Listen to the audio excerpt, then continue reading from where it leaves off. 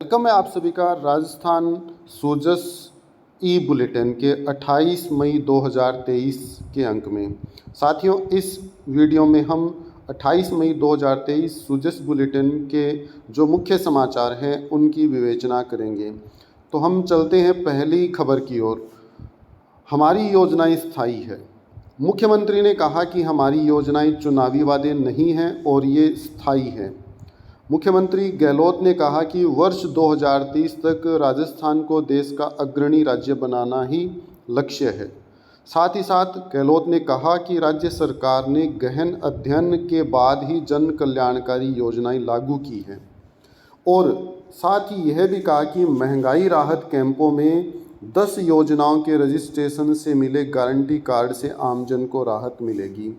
साथियों, राज्य सरकार ने जो महंगाई राहत कैंप चला रखे हैं उनमें 10 योजनाओं को सम्मिलित किया गया है और उनके लिए रजिस्ट्रेशन किए जा रहे हैं, साथ ही साथ गारंटी कार्ड भी दिए जा रहे हैं।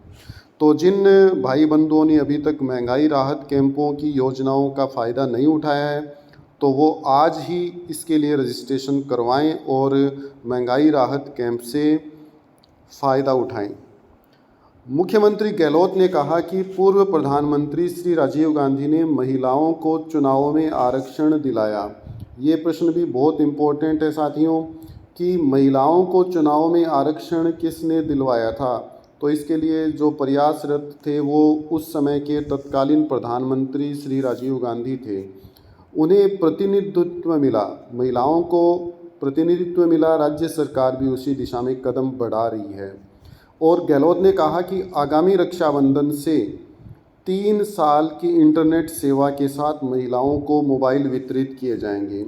आगामी जो रक्षाबंधन है उस दिन से महिलाओं को 3 साल की इंटरनेट सेवा के साथ मोबाइल दिए जाएंगे, जिससे महिलाएं आत्मनिर्भर हो सकेगी और विभिन्न योजनाओं का लाभ भी वो उठा सकेगी। साथियों, Rajasthan agro industries development board के जो अध्यक्ष हैं वो रामेश्वर डूडी हैं। ये सभी साथी ध्यान रखेंगे, Rajasthan agro industries development board के अध्यक्ष रामेश्वर डूडी हैं। आगे बढ़ते हैं साथियों, महंगाई राहत कैंप में जो 10 योजनाएं सम्मिलित की गई हैं उनकी मैं जानकारी देना चाहूँगा। पहली जो योजना है साथियों वो 1150 से अधिक का जो सिलेंडर है वो 500 रुपये में दिया जाएगा और इससे 76 लाख परिवार लाभान्वित होंगे। अब तक इसमें 44,99,317 रजिस्ट्रेशन हो चुके हैं। इसके अलावा चिरंजीवी दुर्घटना बीमा योजना जो है अब बढ़कर 10 लाख रुपए इसकी सहायता राशि कर दी गई है और इसमें अभी तक जो लाभान्वित और रजिस्टर्ड जो अभ्यर्थी हैं वो 1,02,37,479 हो चुके हैं। इसके अलावा ये योजनाएं और भी हैं, 8 योजनाएं हैं। Free ration, Annapurna food packet योजना में फ्री राशन मिलता है। चिरंजीवी योजना जो है स्वास्थ्य बीमा योजना, उसमें 25 लाख रुपए तक की स्वास्थ्य गारंटी है। मनरेगा में अब जो रोज़गार है वो 125 दिन का कर दिया गया है। इंदिरा गांधी शहरी रोजगार गारंटी जो योजना उसमें 125 दिन का रोजगार मिलता है। मुख्यमंत्री कामधेनु पशु बीमा योजना में 40,000 रुपये का बीमा किया जाता है। किसानों को 2,000 रुपये यूनिट 2,000 यूनिट बिजली फ्री की गई है और इसके अलावा जो अन्य घरेलू उपभोक्ता हैं उनको 100 यूनिट बिजली मुफ्त दी गई है और जो न्यूनतम पेंशन की राशि है वो 1,000 रुपये कर दी गई है। अगली खबर की ओर बढ़ते हैं साथियों, पर्यटकों के लिए टोंक के सुनहरी कोठी और हाथी बाटा को विकसित करेंगे। साथियों, जो आरटीडीसी के अध्यक्ष श्री धर्मेंद्र राठौड़ हैं वो शनिवार को कोटा, बूंदी एवं टोंक जिलों के दौरे पर रहे। इस दौरान उन्होंने विकास निगम द्वारा संचालित इकाइयों का निरीक्षण किया। इस दौरान उन्होंने कहा कि जीर्णोद्वार से होटलों की तस्वीर बदल गई है और धर्मेंद्र राठौड़ ने Kota hotel, Chambal river front और ऑक्सीजन पार्क का भी अवलोकन किया। उन्होंने पर्यटकों को शहर से जोड़ने के लिए शाही ट्रेन पैलेस ऑन व्हील्स के कोटा में भी ठहराव की योजना बनाने की घोषणा की है।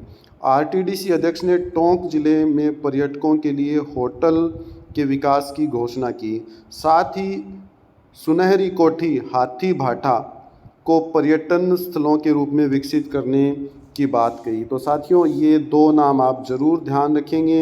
एक तो सुनहरी कोठी, हो सकता है आगे किसी एग्ज़ाम में ये किसी प्रश्न के रूप में मिल जाए, सुनहरी कोठी कहाँ पर है और हाथी भाटा भी कहाँ पर है।